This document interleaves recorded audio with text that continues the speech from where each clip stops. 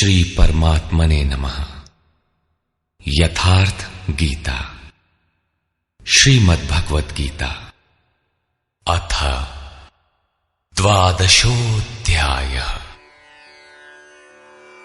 एकादश अध्याय के अंत में श्री कृष्ण ने बारंबार बल दिया था कि अर्जुन, मेरा यह स्वरूप जिसे तूने देखा तेरे सिवाय न पहले कभी देखा गया है और न भविष्य में कोई देख सकेगा। मैं न तप से, न यज्ञ से और न दान से ही देखे जाने को सुलभ हूं, किंतु अनन्य भक्ति के द्वारा अर्थात मेरे अतिरिक्त अन्यत्र कहीं श्रद्धा बिखेरने न पाए, निरंतर तैल धारावत मेरे चिंतन के द्वारा ठीक इसी प्रकार जैसा तूने देखा, मैं प्रत्यक्ष देखने के लिए, तत्व से साक्षात जानने के लिए और प्रवेश करने के लिए भी सुलभ हूं। अतः अर्जुन, तू निरंतर मेरा ही चिंतन कर, भक्त बन। अध्याय के अंत में उन्होंने कहा था, अर्जुन, तू मेरे ही द्वारा निर्धारित किए गए कर्म को कर, मत परमः, अपितु मेरे परायण होकर कर। अनन्य भक्ति ही उसकी प्राप्ति का माध्यम है। इस पर अर्जुन का प्रश्न स्वाभाविक था कि जो अव्यक्त अक्षर की उपासना करते हैं, इन दोनों में श्रेष्ठ कौन है? अर्जुन उवाच,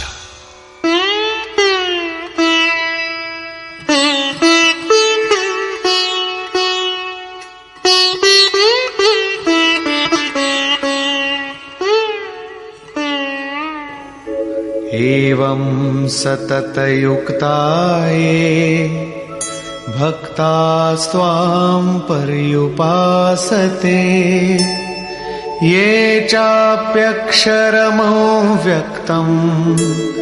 तेषां के योगवित्तमाः। एवं अर्थात इस प्रकार जो अभी अभी आपने विधि बताई है, ठीक इसी विधि के अनुसार अनन्य भक्ति से आपकी शरण लेकर, आपसे निरंतर संयुक्त होकर आपको भली प्रकार उपासते हैं, और दूसरे जो आपकी शरण न लेकर स्वतंत्र रूप से अपने भरोसे उसी अक्षय और अव्यक्त स्वरूप की उपासना करते हैं जिसमें आप भी स्थित हैं, इन दोनों प्रकार के भक्तों में अधिक उत्तम योगवेत्ता कौन है? इस पर योगेश्वर श्री कृष्ण ने कहा, श्री भगवान उवाच,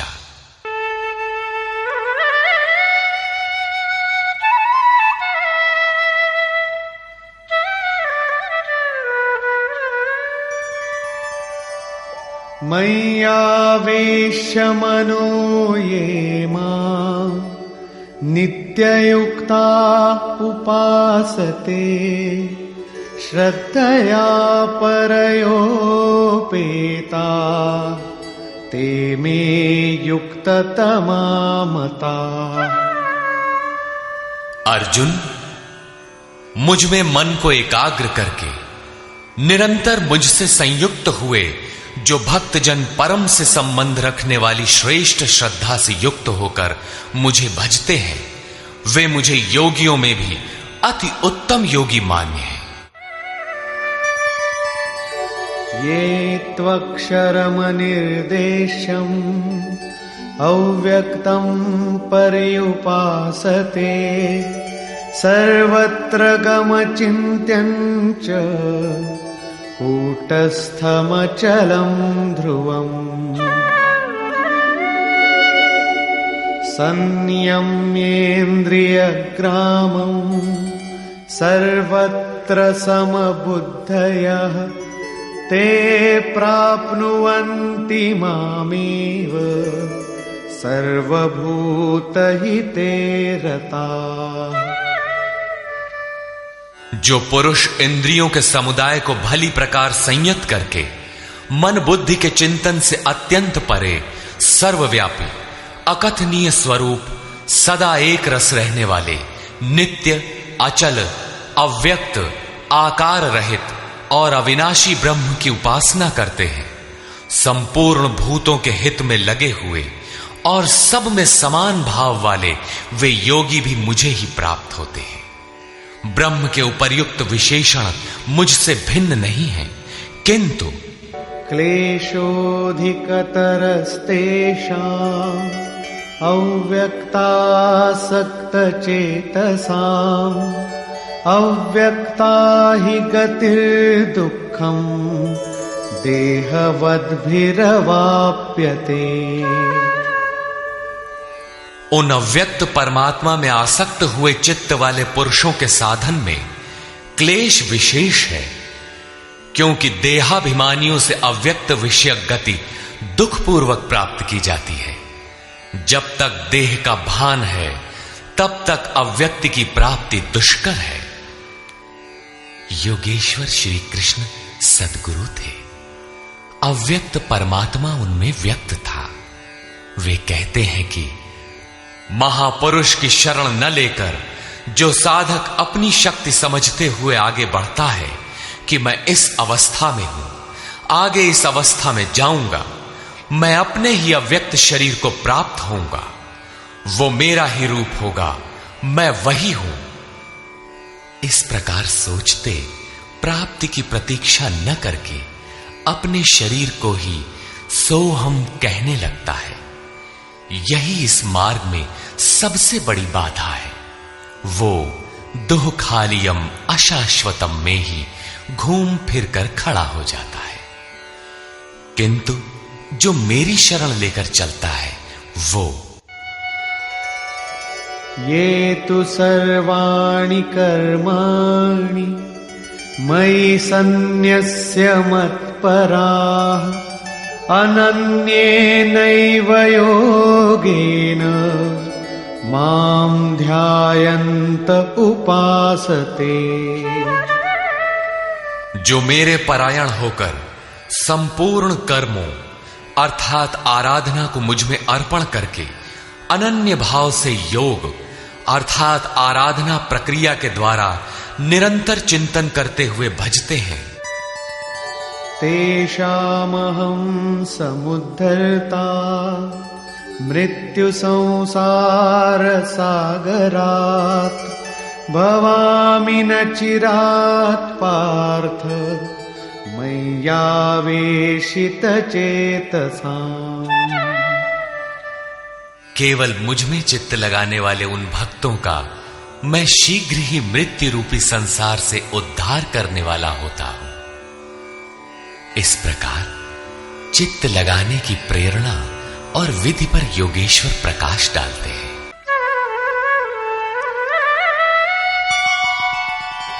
मय्येव मन आधत्स्व मयि बुद्धिं निवेशय निवसिष्यसि मय्येव अत ऊर्ध्वं न संशयः। इसलिए अर्जुन, तू मुझ में मन लगा, मुझ में ही बुद्धि लगा, इसके उपरांत तू मुझ में ही निवास करेगा, इसमें कुछ भी संशय नहीं है। मन और बुद्धि भी न लगा सके तब, जैसा अर्जुन ने पीछे कहा भी था कि मन को रोकना तो मैं वायु की तरह दुष्कर समझता हूं। इस पर योगेश्वर श्री कृष्ण कहते हैं,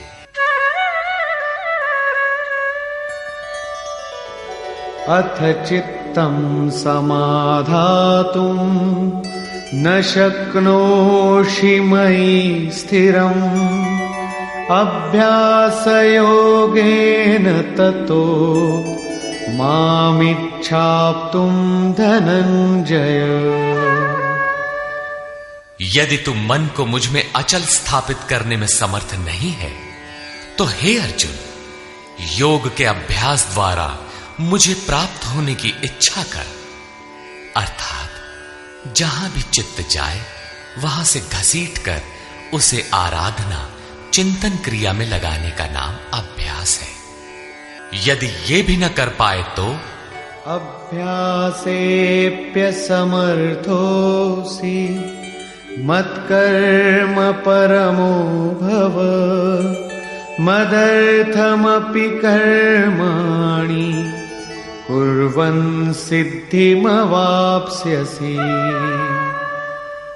यदि तू अभ्यास में भी असमर्थ है तो केवल मेरे लिए कर्म कर, अर्थात आराधना करने में तत्पर हो जा। इस प्रकार मेरी प्राप्ति के लिए कर्मों को करता हुआ तू मेरी प्राप्ति रूपी सिद्धि को ही प्राप्त होगा। अर्थात अभ्यास भी पार न लगे तो साधन पथ में लगे भर रहो। अथैतदप्यशक्तोऽसि कर्तुं मद्योगमाश्रितः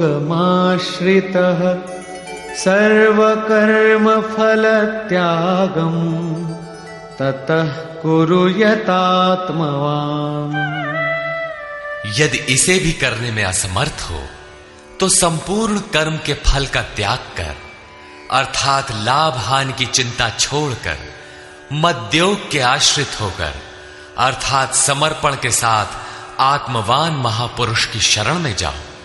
उनसे प्रेरित होकर कर्म स्वतः होने लगेगा। समर्पण के साथ कर्म फल के त्याग का महत्व बताते हुए योगेश्वर श्री कृष्ण कहते हैं, श्रेयो हि ज्ञानमभ्यासाच् ज्ञानाध्यानं विशिष्यते ध्यानात् कर्मफलत्यागः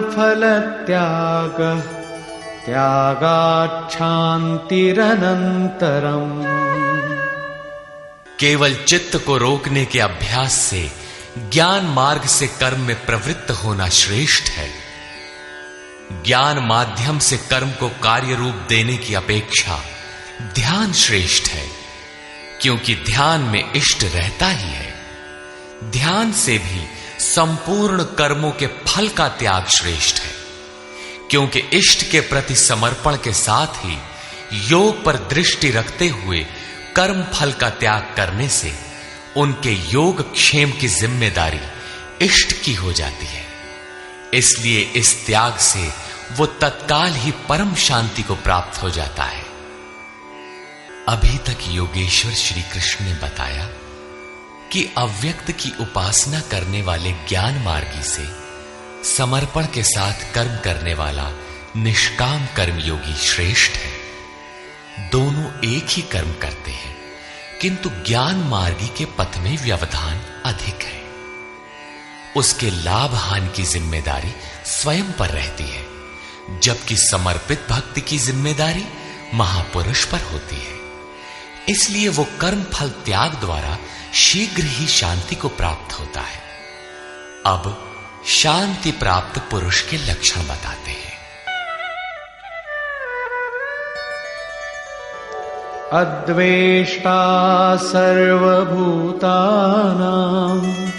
मैत्रः करुण एव च निर्ममो निरहंकारः समदुःख सुख क्षमी।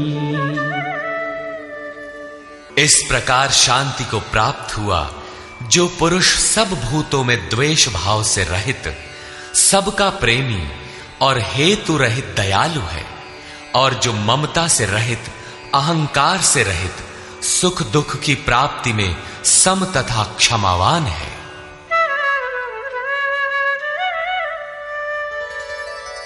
संतुष्टः सततं योगी यतात्मा दृढ़निश्चयः मय्यर्पितमनो बुद्धिः यो मद्भक्तः स मे प्रियः। जो निरंतर योग की पराकाष्ठा से संयुक्त है, लाभ तथा हानि में संतुष्ट है, मन तथा इंद्रियों सहित शरीर को वश में किए हुए है, दृढ़ निश्चय वाला है, वो मुझ में अर्पित मन बुद्धि वाला मेरा भक्त मुझे प्रिय है। यस्मान्नो द्विजते लोको लोकान्नो द्विजते च यः हर्षामर्षभयोद्वेगैर् मुक्तो यः स च मे प्रियः। जिससे कोई भी जीव उद्वेग को प्राप्त नहीं होता और जो स्वयं भी किसी जीव से उद्विग्न नहीं होता, हर्ष, संताप, भय और समस्त विक्षोभों से मुक्त है, वो भक्त मुझे प्रिय है। साधकों के लिए यह श्लोक अत्यंत उपयोगी है। उन्हें इस ढंग से रहना चाहिए कि उनके द्वारा किसी के मन को ठेस न लगे। इतना तो साधक कर सकता है, किंतु दूसरे लोग इस आचरण से नहीं चलेंगे। वे तो संसारी हैं ही, वे तो आग उगलेंगे, कुछ भी कहेंगे, किंतु पथिक को चाहिए कि अपने हृदय में उनके द्वारा अर्थात उनके आघातों से भी उथल पुथल न हो, चिंतन में सुरत लगी रहे, क्रम न टूटे। उदाहरण के लिए, आप स्वयं सड़क पर नियमानुकूल बाएं से चल रहे हैं, कोई मदिरा पीकर चला आ रहा है, उससे बचना भी आपकी जिम्मेदारी है। अनपेक्ष शुचिर्दक्ष उदासीनो गतव्यथः सर्वारंभ परित्यागी यो मद्भक्तः स मे प्रियः। जो पुरुष आकांक्षाओं से रहित सर्वथा पवित्र है, दक्ष अर्थात आराधना का विशेषज्ञ है, अर्थात ऐसा नहीं कि चोरी करता हो तो दक्ष है। श्री कृष्ण के अनुसार कर्म एक ही है, नियत कर्म, आराधना, चिंतन, उसमें जो दक्ष है। जो पक्ष विपक्ष से परे है, दुखों से मुक्त है, सभी आरंभों का त्यागी, वो मेरा भक्त मुझे प्रिय है। करने योग्य कोई क्रिया उसके द्वारा आरंभ होने के लिए शेष नहीं रहती।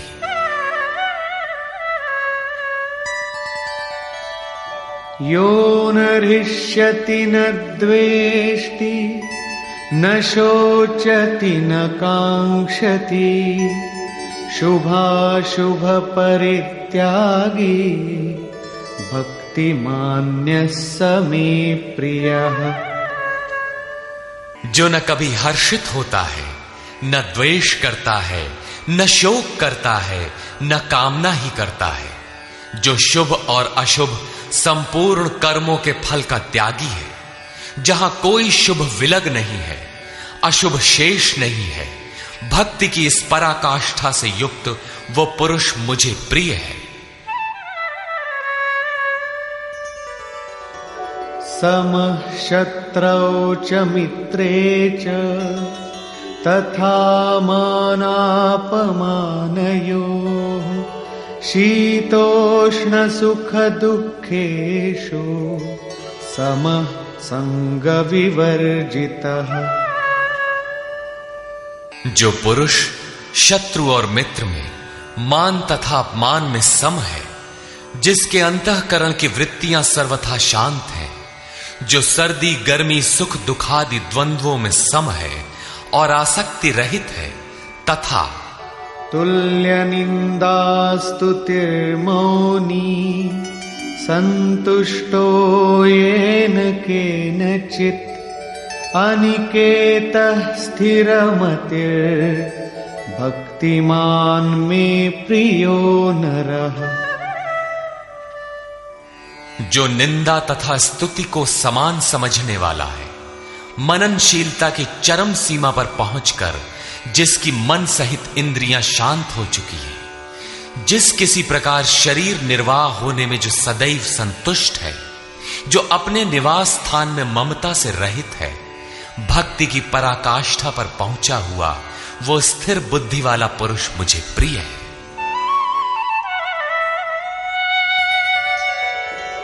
ये तु धर्म्यामृतमिदं यथोक्तं पर्युपासते श्रद्धाना मत्परमा भक्तास्तेतीव मे प्रियाः। जो मेरे परायण हुए हार्दिक श्रद्धा युक्त पुरुष इस उपर्युक्त धर्ममय अमृत का भली प्रकार सेवन करते हैं, वे भक्त मुझे अतिशय प्रिय है। निष्कर्ष,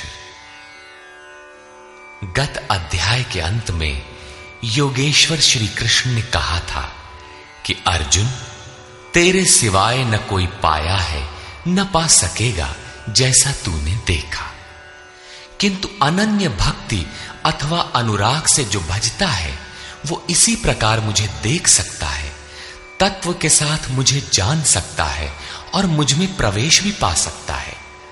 अर्थात परमात्मा ऐसी सत्ता है जिसको पाया जाता है। अतः अर्जुन, भक्त बन।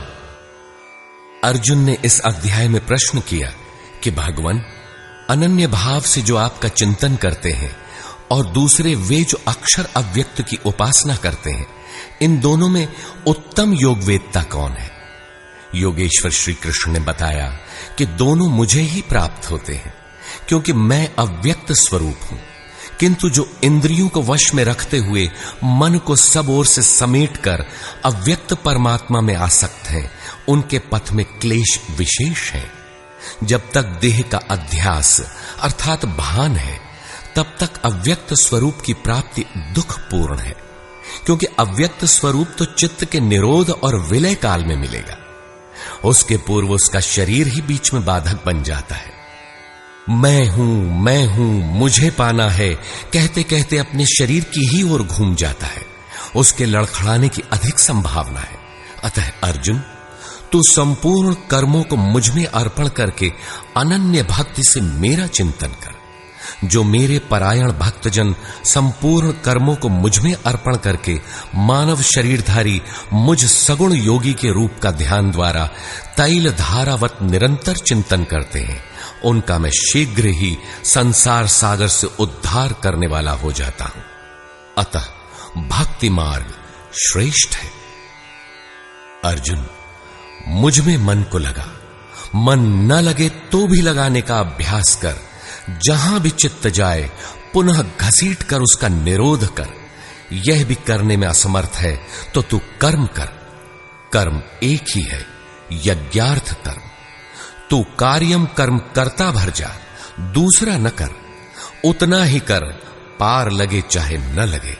यदि यह भी करने में असमर्थ है तो स्थित प्रज्ञ आत्मवान तत्वज्ञ महापुरुष की शरण होकर संपूर्ण कर्म फलों का त्याग कर।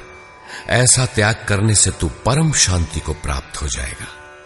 तत्पश्चात परम शांति को प्राप्त हुए भक्त के लक्षण बताते हुए योगेश्वर श्री कृष्ण ने कहा, जो संपूर्ण भूतों में द्वेष भाव से रहित है, जो करुणा से युक्त और दयालु है, ममता और अहंकार से रहित है, वह भक्त मुझे प्रिय है। जो ध्यान योग में निरंतर तत्पर और आत्मवान आत्मस्थित है, वह भक्त मुझे प्रिय है। जिससे न किसी को उद्वेग प्राप्त होता है और स्वयं भी जो किसी से उद्वेग को प्राप्त नहीं होता, ऐसा भक्त मुझे प्रिय है। जो शुद्ध है, दक्ष है, व्यथाओं से उपराम है, सर्वारंभों को त्याग कर जिसने पार पा लिया है, ऐसा भक्त मुझे प्रिय है। संपूर्ण कामनाओं का त्यागी और शुभाशुभों का पार पाने वाला भक्त मुझे प्रिय है। जो निंदा और स्तुति में समान और मौन है, मन सहित जिसकी इंद्रियां शांत और मौन है, जो किसी भी प्रकार शरीर निर्वाह में संतुष्ट और रहने के स्थान में ममता से रहित है, शरीर रक्षा में भी जिसकी आसक्ति नहीं है, ऐसा स्थित प्रज्ञ भक्तिमान पुरुष मुझे प्रिय है। इस प्रकार श्लोक 11 से 19 तक योगेश्वर श्री कृष्ण ने शांति प्राप्त योग युक्त भक्त की रहनी पर प्रकाश डाला, जो साधकों के लिए उपादेय है। अंत में निर्णय देते हुए उन्होंने कहा, अर्जुन, जो मेरे परायण हुए अनन्य श्रद्धा से युक्त पुरुष इस ऊपर कहे हुए धर्ममय अमृत को निष्काम भाव से भली प्रकार आचरण में ढालते हैं, वे भक्त मुझे अतिशय प्रिय है। अतः समर्पण के साथ इस कर्म में प्रवृत्त होना श्रेयतर है, क्योंकि उसके हान लाभ की जिम्मेदारी वह इष्ट सद्गुरु अपने ऊपर ले लेते हैं। यहां श्री कृष्ण ने स्वरूपस्थ महापुरुष के लक्षण बताए, उनकी शरण में जाने को कहा और अंत में अपनी शरण में आने की प्रेरणा देकर उन महापुरुषों के समकक्ष अपने को घोषित किया। श्री कृष्ण एक योगी महात्मा थे। इस अध्याय में भक्ति को श्रेष्ठ बताया गया, अतः इस अध्याय का नामकरण भक्ति योग युक्ति संगत है। ओम तत्सदिति। श्रीमद् भगवद गीता सूपनिषत्सु ब्रह्म विद्यायाम योग शास्त्रे श्री कृष्णा अर्जुन संवादे भक्ति योग नाम 12वां। इस प्रकार स्वामी अड़गड़ानंद कृत श्रीमद् भगवद गीता के भाष्य यथार्थ गीता का 12वां अध्याय पूर्ण होता है। हरि ओम तत्सत।